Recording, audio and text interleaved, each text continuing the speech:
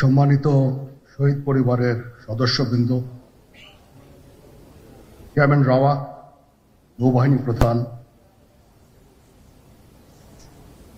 General Nuruddin sir, senior general sitting, অন্যান্য জেনারেলবৃন্দ, উপস্থিত অফিসার্স এবং অফিসারের পরিবারবর্গ, প্রিন্ট ও ইলেকট্রনিক মিডিয়া থেকে আগত সাংবাদিকবৃন্দ, আসসালামু আলাইকুম। আজকে একটা বেদনা বিধুর দিবস।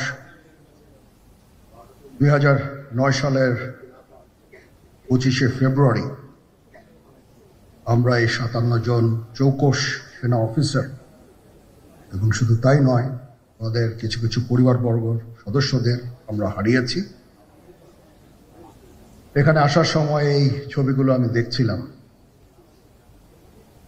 তো এই ছবিগুলো আপনারা অনেকে ছবিতে দেখেছেন, কিন্তু এগুলো আমার সব চাক্ষুষ দেখা। একটা চাক্ষুষ সাক্ষী এই সমস্ত বর্বরতার। একটা জিনিস আমাদের সবসময় মনে রাখতে হবে, এই বর্বরতা কোনো সেনা সদস্য করেনি, সম্পূর্ণটাই তদানীন্তন বিজিবি সদস্য দ্বারা সংঘটিত। Full stop. এখানে কোনো ইফ এবং বাট নাই। এখানে যদি ইফ এবং বাট আনেন, এই যে বিচারিক কার্যক্রম এতদিন ধরে হয়েছে, 16 বছর ধরে 17 বছর ধরে যারা জেলে আছে, যারা কনভিক্টেড, সেই বিচারিক প্রক্রিয়া ব্যাহত হবে। এই জিনিসটা আমাদের খুব পরিষ্কার করে মনে রাখা প্রয়োজন। এই বিচারিক প্রক্রিয়াকে নষ্ট করবেন না। যে সমস্ত সদস্য শাস্তি পেয়েছে তারা শাস্তি পাওয়ার যোগ্য। এখানে কোনো রাজনৈতিক নেতৃবৃন্দ এর মধ্যে উপস্থিত ছিল কিনা, ইনভলভ ছিল কিনা, বাইরের কোনো শক্তি এর মধ্যে ইনভলভ ছিল কিনা, সেটার জন্য কমিশন করা হয়েছে। কমিশনের চেয়ারম্যান এখানে আছেন, উনি এটা বের করবেন এবং আপনাদের জানাবেন। বটম লাইন হচ্ছে যে এই সমস্ত আমাদের এই চৌকস সেনা সদস্য যারা প্রাণ হারিয়েছেন, তারা প্রাণ হারিয়েছেন তদানীন্তন বিডিআর সদস্যদের গুলিতে। আমরা নিজেরা এই সমস্ত জিনিস নিয়ে অনেক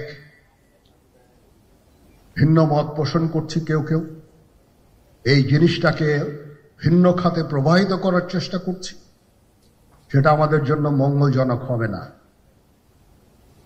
আজকে যদি আমার যে উপদেশ আমি কিছু দিয়ে যাব, সেটা যদি আপনারা গ্রহণ করেন, আপনারা লাভবান হবেন, আমি এটা আপনাদের নিশ্চিত করছি। আমরা নিজেরা ভেদাভেদ সৃষ্টি না করি, আমরা নিজেরা ইউনাইটেড থাকি। আমাদের মধ্যে যদি কোনো সমস্যা থেকে থাকে, কোনো ব্যত্যয় থেকে থাকে,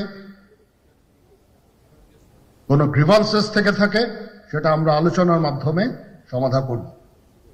এটার জন্য ডানে বায়ে দৌড়িয়ে কোনো লাভ হবে না, নিজের ক্ষতি ছাড়া কোনো লাভ হবে না। আমি আপনাদের এই জিনিসটা নিশ্চিত করে দিচ্ছি। কিছু কিছু সদস্যদের দাবি যে তারা 2009 সাল থেকে আজ পর্যন্ত বিভিন্ন শাস্তি পেয়েছেন। কেউ কেউ দায়ী করছেন যে তারা অযাচিতভাবে শাস্তি পেয়েছেন। এটার জন্য আমি একটা বোর্ড করে দিয়েছি, একজন লেফটেন্যান্ট জেনারেল সেই বোর্ডের সদস্য। প্রথম ফেজে 51 জন সদস্যর ব্যাপারে আমার কাছে রিকমেন্ডেশন নিয়ে এসেছে। তার রিকমেন্ডেশনের অধিকাংশই আমি গ্রহণ করেছি এবং আরো বেশি আমি দিয়েছি। নেভি এয়ারফোর্সও তাদের এই কার্যক্রম চালিয়ে যাচ্ছে। আমার স্ট্যান্ড পয়েন্ট হচ্ছে, যদি কেউ অপরাধ করে থাকে সেটার জন্য কোনো ছাড় হবে না, বিন্দু মাত্র ছাড় নাই। আমি আপনাদের পরিষ্কার করে দিচ্ছি, it is a discipline force. Discipline ফোর্সকে ডিসিপ্লিন থাকতে দেন। আজকে এই যে দেশের ক্রান্তি লগ্নে সমস্ত বাহিনী, সমস্ত অর্গানাইজেশন বিপর্যস্ত হয়ে পড়েছে। খালি সেনাবাহিনী টিকে আছে, বিমান বাহিনী টিকে আছে, নৌবাহিনী টিকে আছে। কেন? Because of discipline. তারপরেও আমি আমার অফিসারকে আদেশ দিয়েছি, যদি সামান্যতম কোনো সন্দেহের অবকাশ থাকে, কোনো কার বিরুদ্ধে যেই অ্যাকশন নেওয়া হয়েছে, অপরাধী কিনা যদি সামান্য কোনো সন্দেহের অবকাশ থাকে, সেটা তাদের ফেভারে যাবে। এটা হচ্ছে আমার ঢালাও নির্দেশ। সেই হিসাবে বিভিন্ন প্রস্তাব আমার কাছে এসেছে। কোনো কোনো প্রস্তাবে আমি আরো আমার নিজে থেকে যোগ করে আরো বেশি আমি নিয়েছি। এভাবে পর্যায়ক্রমে অফিসাররা অ্যাপিয়ার করবে, আসবে, এবং তাদের এই জিনিসগুলো আমরা দেখব। দেখে যদি মনে হয় যে তাদেরকে করার অবকাশ আছে কিছু, অবশ্যই আমরা করব। এটা ন্যায় নীতিতে আমরা প্রতিষ্ঠিত থাকব ইনশাআল্লাহ। আপনারা কিছু মনে করবেন না, আজকে আমি একটু পরিষ্কার করে আমি কথা বলতে চাই। ন্যায় নীতিতে আমরা প্রতিষ্ঠিত থাকব। করার অবকাশ আছে কিছু, অবশ্যই আমরা করব। এটা ন্যায় নীতিতে আমরা প্রতিষ্ঠিত থাকব ইনশাআল্লাহ। আপনারা কিছু মনে করবেন না, আজকে আমি একটু পরিষ্কার করে আমি কথা বলতে চাই। আপনাদের সবার হয়তো ভালো নাও লাগতে পারে, কিন্তু বিশ্বাস করেন, আমার এটা যদি আপনারা গ্রহণ করেন, আপনারা লাভবান হবেন, কোনো ক্ষতি হবে না দেশের। আমার অন্য কোনো আকাঙ্ক্ষা নাই। আমার একটাই আকাঙ্ক্ষা, দেশ এবং জাতিটাকে একটা সুন্দর জায়গায় রেখে ছুটি করা। I had enough. Was last 7-8 months I had enough. আমি চাই দেশ এবং জাতিকে একটা সুন্দর জায়গায় রেখে আমরা সেনানিবাসে ফেরত আসব।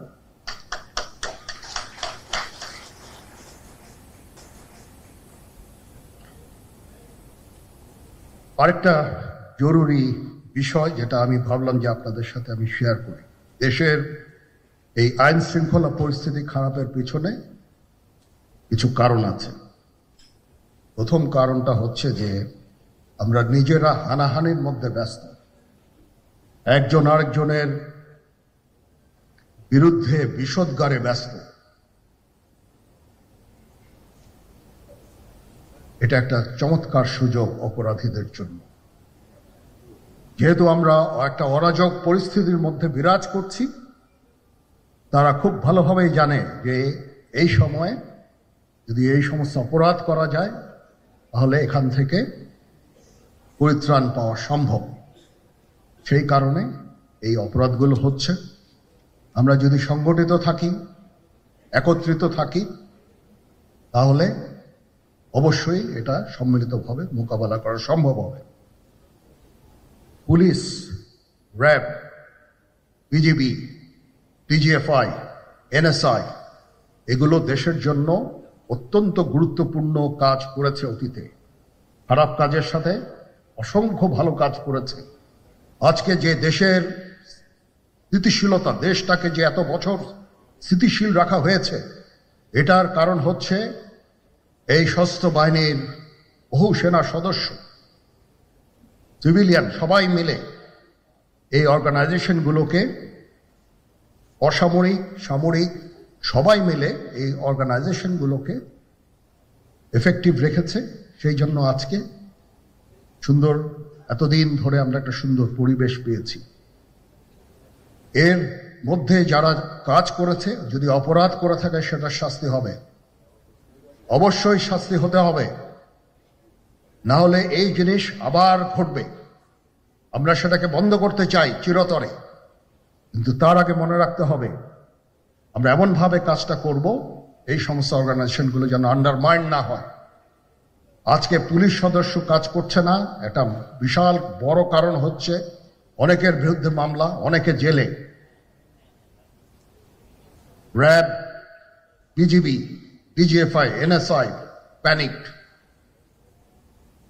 বিভিন্ন দোষারোপ, খুন ইত্যাদি তদন্ত চলছে। অবশ্যই তদন্ত হবে, দোষীদের বিচারের আওতায় আনতে হবে।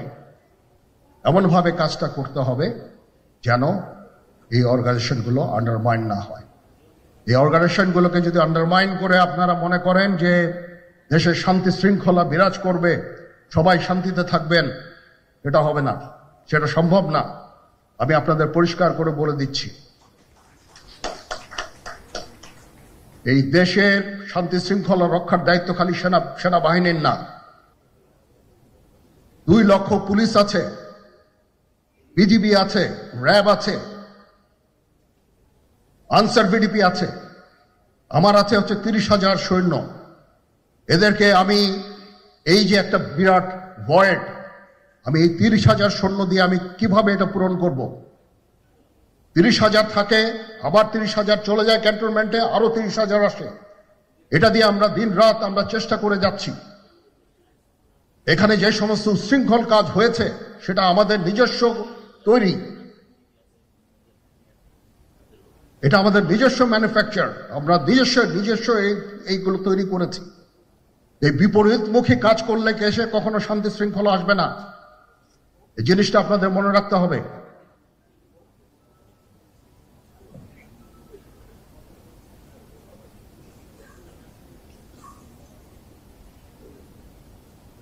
তদন্ত কমিশন হচ্ছে, আবার আরেকটা আমাদের সর্বদা আমরা চেষ্টা করব তদন্ত কমিশনকে সহায়তা করতে। এ ধরনের সাহায্য সহযোগিতার প্রয়োজন হয় আমরা করব। আমরা দেশে একটা ফ্রি, ফেয়ার অ্যান্ড ইনক্লুসিভ একটা ইলেকশনের জন্য দিকে ধাবিত হচ্ছে, এবং তার আগে যে সমস্ত সংস্কার করা প্রয়োজন অবশ্যই সরকার সেদিকে খেয়াল করবেন।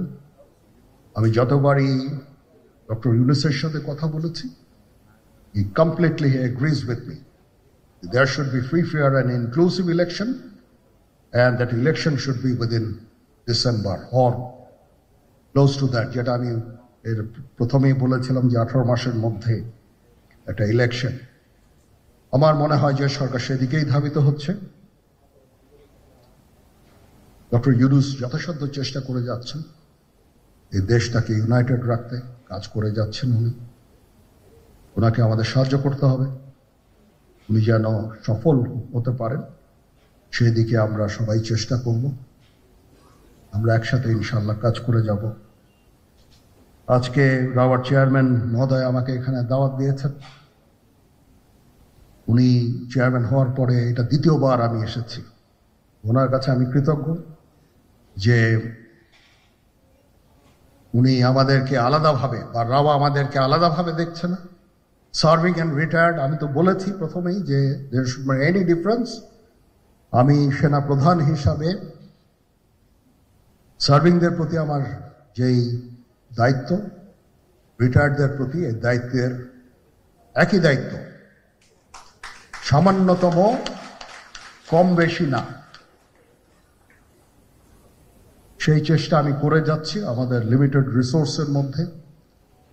আমরা হেলথ কেয়ারের উপরে বেশ কিছু কাজ করছি, নিজস্ব কিছু মেডিকেল হসপিটাল করার চেষ্টা করছি, ক্লিনিক করার চেষ্টা করছি, এবং আপনারা আস্তে আস্তে এগুলোর ফল ইনশাল্লাহ পাবেন। আসেন আমরা নিজেদের মধ্যে মারামারি কাটাকাটি না করে আমরা ইউনাইট আওয়ারসেলস, দেশ জাতি যেন একসাথে থাকতে পারি সেদিকে আমাদের কাজ করতে হবে। আমাদের মধ্যে মতের বিরোধ থাকতে পারে, চিন্তা চেতনার বিরোধ থাকতে পারে, কিন্তু দিন শেষে যেন আমরা সবাই দেশ এবং জাতির দিকে খেয়াল করে আমরা যেন এক থাকতে পারি। তাহলে এই দেশটা উন্নত হবে, এই দেশটা সঠিক পথে পরিচালিত হবে। না হলে আমরা আরো সমস্যার মধ্যে পড়তে যাব। বিশ্বাস করেন, we don't want to head, ওইদিকে আমরা যেতে চাই না। আমি আপনাদের সতর্ক করে দিচ্ছি, পরে বলবেন যে আমি সতর্ক করিনি। আমি আপনাদের সতর্ক করে দিচ্ছি, আপনারা যদি নিজেদের মধ্যে ভেদাভেদ ভুলে একসাথে কাজ না করতে পারেন নিজেরা যদি কাদা ছোড়াছুড়ি করেন, মারামারি কাটাকাটি করেন, এই দেশ এবং জাতির স্বাধীনতা সার্বভৌমত্ব বিপন্ন হবে। আমি আজকে বলে দিলাম, নাইলে আপনারা বলবেন যে আমি আপনাদের সতর্ক করিনি। আমি সতর্ক করে দিচ্ছি আপনাদের। এই দেশ আমাদের সবার, আমরা সবাই সুখে শান্তিতে থাকতে চাই। আমরা চাই না হানাহানি, কাটাকাটি, মারামারি। সেই উদ্দেশ্যে আমি কাজ করে যাচ্ছি, আমরা কাজ করে যাচ্ছি। আমাদের সেনাবাহিনীর প্রতি আক্রমণ করেন না। একটা কমন জিনিস আমি দেখতে পাচ্ছি, সেনাবাহিনী এবং সেনা প্রধানের প্রতি বিদ্বেষ কারো কারো। কি কারণে আজ পর্যন্ত আমি এটা খুঁজে পাইনি। আমরা হচ্ছে একমাত্র ফোর্স যেটা আপনাদের জন্য কাজ করে যাচ্ছি, দাঁড়িয়ে আছি প্ল্যাটফর্মে। Of course navy and air force, navy chief আবার মন খারাপ করে করছে, navy air force all, we all. আমাদেরকে সাহায্য করেন, আমাদেরকে আক্রমণ করেন না। আমাদেরকে অনুপ্রাণিত করেন, আমাদেরকে উপদেশ দেন। কোনো একটা সমস্যা হয়ে গেলে আমি যেন নুরুদ্দিন স্যারের স্বর্ণপন্ন হই এবং উনি আমাকে উপদেশ দেন। সিনিয়র জেনারেলরা আমাকে উপদেশ দেন, আমি সবার কাছে স্বর্ণপন্ন হই।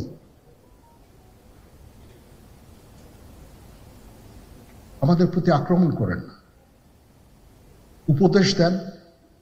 আমরা অবশ্যই ভালো উপদেশ গ্রহণ করব। আমরা একসাথে থাকতে চাই এবং দেশ এবং জাতিকে এগিয়ে নিয়ে যেতে চাই। সবাই ভালো থাকবেন। কর্নেল হকের প্রতি আন্তরিক কৃতজ্ঞতা। উনি আমাকে সুযোগ করে দিয়েছেন আজকে এখানে আপনাদের সাথে এসে কথা বলার জন্য। একটু মন খুলেই কথা বললাম। এতদিন যে কথা মনের মধ্যে ছিল সবসময় প্রকাশ করতে পারি না, প্রকাশ করাও যায় না। আজকে প্রকাশ করে ফেললাম। আমি জানি না এখানে অনেক মিডিয়া আছে, মিডিয়া না থাকলেই মনে হয় ভালো হতো। সবার সামনে আমি আমার মনের কথাটা প্রকাশ করে ফেললাম।